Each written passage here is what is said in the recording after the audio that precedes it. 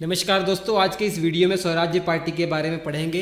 आखिर क्यों बनाई गई स्वराज्य पार्टी। मोतीलाल नेहरू और CR दास, जिनका पूरा नाम था देशबंधु चित्तरंजन दास, इन्होंने कांग्रेस से टूटकर एक अलग पार्टी बना ली। कारण क्या था, उन सभी पहलुओं को हम चर्चा करने वाले हैं। लेक्चर नंबर 31 है, इंडियन नेशनल मूवमेंट। पूरा कोर्स पढ़ा रहा हूँ, बहुत सिंपल तरीके से पढ़ा रहा हूँ। ऐसे नोट्स हैं ना, रामबाण नोट्स हैं ये। प्लेलिस्ट में जाइए, वीडियो डिस्क्रिप्शन में प्लेलिस्ट का लिंक है, शुरू से लेकर लास्ट तक देखिए। 31वां लेक्चर है। ये देखिए तस्वीर है चित्तरंजन दास जी की, और ये है मोतीलाल नेहरू। चित्तरंजन दास इस पार्टी के अध्यक्ष थे, जबकि मोतीलाल नेहरू सचिव थे, सेक्रेटरी थे।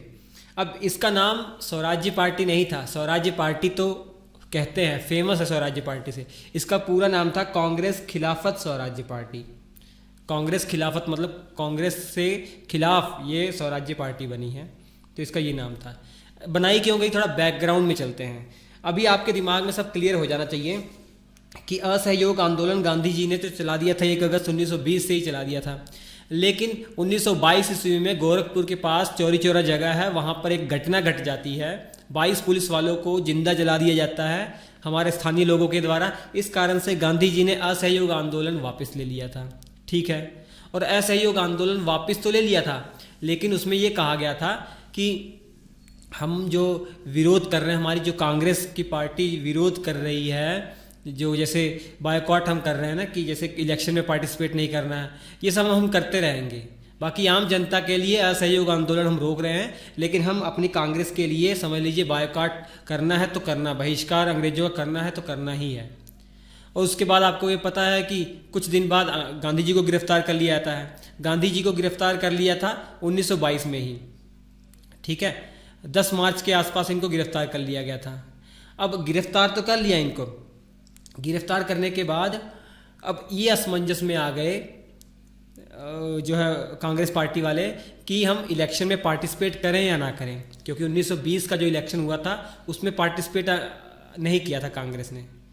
सब याद हो रहा है ना कि 1919 का मॉन्टेग चेम्सफोर्ड सुधार आया, उसमें कितनी सारी सीटें आ गई, 2 सदन बना दिए गए थे केंद्र में। तो जो आपका जैसे आज लोकसभा होता है, वैसे ही एक जो सदन था उसमें 145 सीटें थी। 41 सीटें तो निर्वाचित होने 41 सीटें तो मनोनीत करते थे वो अंग्रेज, कोई दिक्कत नहीं।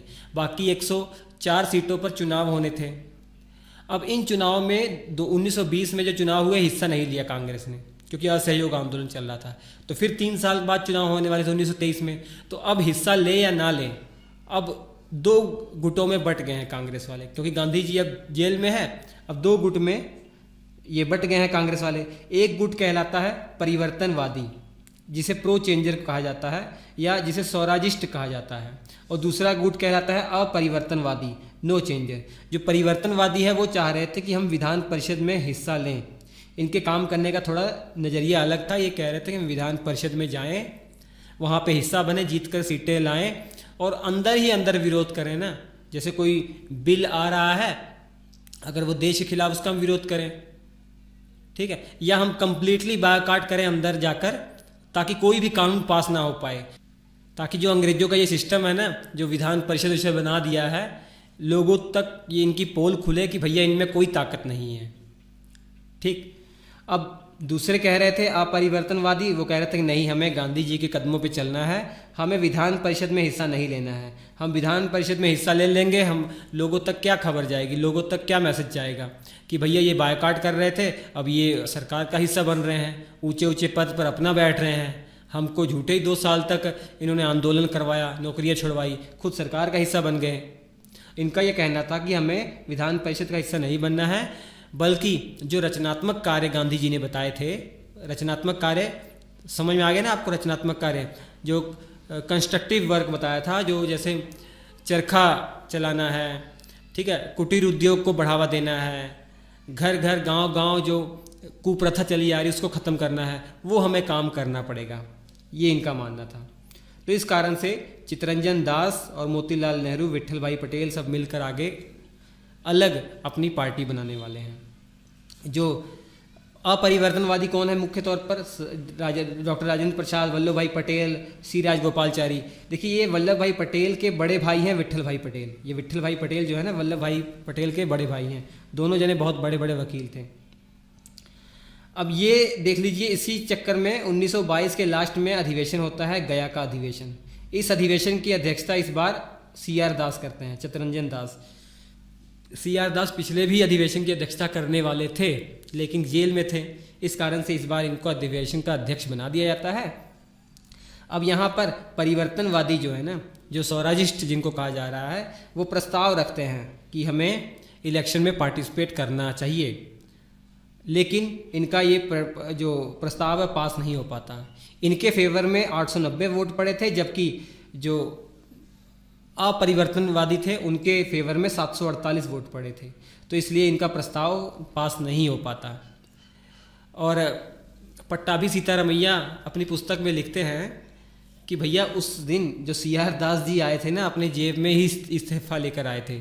उनको ये पता था कि ऐसा कुछ होने वाला है। जो ही उनका प्रस्ताव पारित नहीं हुआ, तुरंत उन्होंने इस्तीफा दे दिया। इस्तीफा देकर अलग पार्टी बना ली, उस पार्टी के अध्यक्ष बन गए। बाद में मोतीलाल नेहरू और बड़े बड़े और लीडरों ने इनको ज्वाइन कर लिया। ठीक है, और ये पार्टी बनाई इन्होंने 1-2 दिन के बाद, अगले ही दिन 1 जनवरी 1923 ईस्वी को इन्होंने ये पार्टी बना ली। और कई सदस्य हैं, श्रीनिवास अयंगर, NC केलकर, विट्ठल भाई पटेल। और इन्होंने एक नारा दिया था कि आइदर एंड और मैंड, या तो हम ख़त्म कर देंगे या तो हम बदल देंगे। जो विधान परिषद का काम करने का तरीका है, या तो उसको समाप्त स्वाहा कर देंगे या तो उसको चेंज कर देंगे, बदल देंगे। अब इनका मुख्य उद्देश्य ये था, चुनाव के जरिए विधान परिषद में जाने का मेन परिषद ये था कि भैया सबसे पहले स्वराज की मांग हमको करना, हमारा एम यही होगा। और दूसरे नंबर पर संसदीय कार्यवाही जो होगी उसमें बाधा डालेंगे, और उसकी जो हकीकत है, उसका जो हमें बताया जा रहा है कि आपको बहुत सारे अधिकार दिए गए हैं, वो सारा चिट्ठा उसका लोगों के सामने खोलना, ठीक है, एक्सपोज करना पूरी तरीके से। ये इनका उद्देश्य था, क्योंकि जब कानून पास होंगे नहीं हैं तो उसके बाद क्या होगा, जो वायसराय होंगे वो अपने जो वीटो पावर का इस्तेमाल करेंगे, ऑर्डिनेंस लाएंगे, कानून सदन से नहीं पास करवाएंगे, वो ऑर्डिनेंस पास करेंगे। तो ऐसे लोगों की नज़र में जाएगा कि भैया ये डिक्टेटर है, ये तो हुक्म चला रहे हैं हम लोगों पे, और ये संसद का कोई मतलब ही नहीं है, संसदीय व्यवस्था का। ठीक है, ये सब करना चाह रहे थे। और बता ही दिया मैंने, CR दास प्रेसिडेंट थे और सेक्रेटरी मोतीलाल नेहरू थे। अब भैया सितंबर 1923 में कांग्रेस का विशेष अधिवेशन दिल्ली में होता है। ये विशेष अधिवेशन दिल्ली में इसलिए बुलाया जाता है मौलाना अबुल कलाम की आज़ाद की नेतृत्व में, कि चुनाव लड़ने की अनुमति दे दी जाती है। किसको? स्वराज पार्टी को, और बाकी सबको ये अधिकार दे दिया गया कि भैया आप लोग अगर चुनाव लड़ना चाहे हो इंडिपेंडेंट होके आप लड़ सकते हो, कोई दिक्कत नहीं। यहाँ पर कांग्रेस ने अपने जो विचार हैं थोड़े परिवर्तित कर दिए, क्योंकि नवंबर 1923 में चुनाव होने वाले थे। बताया था 1923 में चुनाव होने वाले, नवंबर 1923 में। अब कांग्रेस को पता लग गया कि भैया स्वराज वाले अब चुनाव तो लड़ेंगे ही लड़ेंगे, तो हमसे अलग ना कहीं हो जाएं ये लोग, हमारे से प्यार मोहब्बत बना रहे, ये हमारा ही अंग बन के रहे। इसी कारण से ये विशेष अधिवेशन बुलाया गया मौलाना अबुल कलाम आज़ाद की अध्यक्षता में, और चुनाव लड़ने की अनुमति दे दी गई, और बाकियों को भी चुनाव लड़ने की अनुमति दे दी गई, और बाकी के लोग आगे चलकर चुनाव लड़े, जो नगर पालिकाओं का चुनाव होता है वो लड़े, उसमें सक्सेस भी पाए। ठीक, और नवंबर 1923 में चुनाव होता है। नवंबर सेंट्रल लेवल पर भी और प्रांतीय लेवल पर भी, केंद्र में भी प्रांत में भी। केंद्र में आपको पता है टोटल सीटें जो है भैया 145 सीटें हैं, लेकिन इसका कोई मतलब नहीं था। आपको पता है ये भी 41 सीटें तो वायसराय मनोनीत करेगा। चुनाव होना था 104 सीटों पर, तो 104 सीटों में से 42 सीटें तो मिल गई किसको? ये 42 सीटें मिल गई स्वराज पार्टी को। हालांकि एग्जैक्ट देखा जाए 38 ही लोग जीते थे, 38 सीटें, लेकिन बाकी के जो इंडिपेंडेंट थे और ऐसे ही मदन मोहन मालवीय की एक पार्टी थी लिबरल, ये 2 सीटें जीत कर आए थे। ये सब मिलाकर 42 सीटें हो गई थी इनकी। ठीक है, ये सब इनमें मिल गए थे तो 42 सीटें हो गई थी। और केंद्र में भी और प्रांत में भी इनका अच्छा परफॉर्मेंस रहा। तो सेंट्रल प्रोविंस जो आज मध्य प्रदेश वाला क्षेत्र है, ये देख लीजिए ये वाला, यहाँ पर तो इनको क्लियर मेजोरिटी मिल गई। और इसके अलावा बंगाल में लार्जेस्ट पार्टी हैं, क्लियर मेजोरिटी तो इनको केवल सेंट्रल प्रोविंस में मिली, और बाकी बंगाल में लार्जेस्ट पार्टी बनकर आई कि सबसे ज़्यादा इनको सीटें मिली हैं। अच्छा परफॉर्मेंस इन्होंने बम्बई और यूपी में भी किया। और लेकिन बहुत बुरा प्रदर्शन इन्होंने मद्रास और पंजाब वाले क्षेत्र में किया। तो ये इनका रिजल्ट था। अब इसके अलावा जब 1923 में सितंबर 1923 में कांग्रेस ने सबको अधिकार दे दिया गया है कि आप सब चुनाव लड़ सकते हैं, ऐसे कई लोगों ने स्थानीय निकायों के लेवल पर चुनाव लड़े और जीते। और इसमें स्वराज्य पार्टी और कांग्रेस के लोग जो है नगर पालिकाओं और स्थानीय निकायों पर अपना वर्चस्व जमा लिया। कौन कौन लोग थे, ये मैं बात कर रहा हूँ 1923-24 की बात कर रहा हूँ। चितरंजन दास जी ये मेयर बन गए कलकत्ता के। और सुभाष चंद्र बोस जो है ना वो सी आर दास को अपना राजनीतिक गुरु मानते थे। सुभाष चंद्र बोस जब ICS की परीक्षा छोड़ देते हैं, जब 1919 का जलियांवाला बाग हत्याकांड होता है, इसके बाद ये नौकरी छोड़ देते हैं। तो ये CR दास के साथ 2 साल रहते हैं, 2-2.5 साल, और इनको अपना राजनीतिक गुरु मानते हैं। और CR दास बहुत बड़े वकील थे, जानते ही होंगे आप। अभी मैंने बताया था आपको क्रांतिकारी आंदोलन जब पढ़ा रहा था, अलीपुर षड्यंत्र, तो उसमें अरविंद घोष जो थे उनको भी फंसा दिया गया था। उनको बचाने का काम इन्होंने ही किया था, इन्होंने केस लड़ा था। सुभाष चंद्र बोस CEO बन जाते हैं, चीफ एग्जीक्यूटिव ऑफिसर बन जाते हैं कलकत्ता म्यूनसिपालिटी के।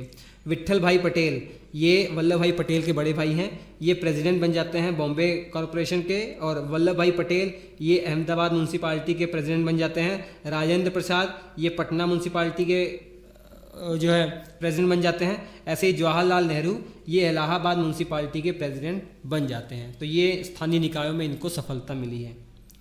अब गांधी जी जेल से छूट गए भैया, 5 फरवरी 1924 को जेल से छूट गए। जेल से छूटने के बाद भैया बोल रहे हैं ये क्या हो गया कि आप लोगों को बोला गया था कि आपको विधान परिषद का बहिष्कार करना है, तो आप लोग तो उसमें शामिल हो गए हैं, अलग पार्टी बना रहे हैं, ये सही नहीं है। लेकिन बाद में समझाया गया तो ये मान गए। फिर उन्होंने सोचा कि भैया जो चितरंजन दास की स्वराज्य पार्टी है ये कहीं अलग ना हो जाए ये लोग, इसलिए गांधी जी ने एक मीटिंग बुलाई नवंबर 1924 में, जिसमें गांधी जी और CR दास के बीच में एक समझौता हुआ। समझौता ये हुआ था कि ये बोल दिया गया स्वराज्य पार्टी भैया ये कांग्रेस का ही अभिन्न अंग है। कांग्रेस के ही बिहाव पे स्वराज्य पार्टी के जो सदस्य हैं वो विधान परिषद में हैं, केंद्रीय और राज्य की विधान परिषद में वो कांग्रेस के ही को ही रिप्रेजेंट कर रहे हैं। तो कांग्रेस का ही ये एक अभिन्न अंग है। ठीक, अब इसके बाद 1 महीने बाद ही कांग्रेस का बेलगाम अधिवेशन होता है 1924 में। ये एकमात्र ऐसा अधिवेशन है जिसकी अध्यक्षता गांधी जी ने की थी। और गांधी जी के द्वारा जो ये गांधी दास समझौता हुआ था इसको पुष्टि मिल गई, इसको यहाँ पर मोहर लगा दी गई, क्योंकि जो सेशन हो रहे हैं उसमें भी तो पास होना जरूरी है। तो ये हो गया पक्का। अब बात करते हैं स्वराज्य पार्टी की सफलता और असफलताओं पर बात करते हैं। देखिए 1925 में क्या हुआ, विट्ठल भाई पटेल केंद्रीय विधानमंडल के अध्यक्ष बन गए, जो स्पीकर होते हैं वो बन गए। कौन? विट्ठल भाई पटेल, ये वल्लभ भाई पटेल के बड़े भाई हैं। और 1925 में CR दास, चितरंजन दास, देशबंधु चितरंजन दास की मृत्यु हो जाती है, बहुत बड़े वकील थे। इनकी मृत्यु के बाद जो स्वराज्य पार्टी है वो पटरी से उतर जाती है, अपने उद्देश्यों से बिखर जाती है, अपने उद्देश्यों से वो भटक जाती है। क्योंकि इसके बाद जो चुनाव होने वाला है 1926 में, उसमें ऐसे ऐसे लोग जीत कर आ गए स्वराज्य पार्टी से जो पदों के भूखे थे, जो सांप्रदायिक लोग थे, जो अपने अपने धर्म का, कोई हिंदू कोई मुसलमान धर्म का बहुत कट्टर लोग थे, वो लोग यहाँ जीत कर आ गए। तो सांप्रदायिक भावना बढ़ गई स्वराज्य पार्टी में, पदों के लालची लोग आ गए। तो ब्रिटिश सरकार ने भी इसका लाभ उठाया, इन लोगों में फूट डालो और राज करो की नीति अपनाना शुरू कर दी है।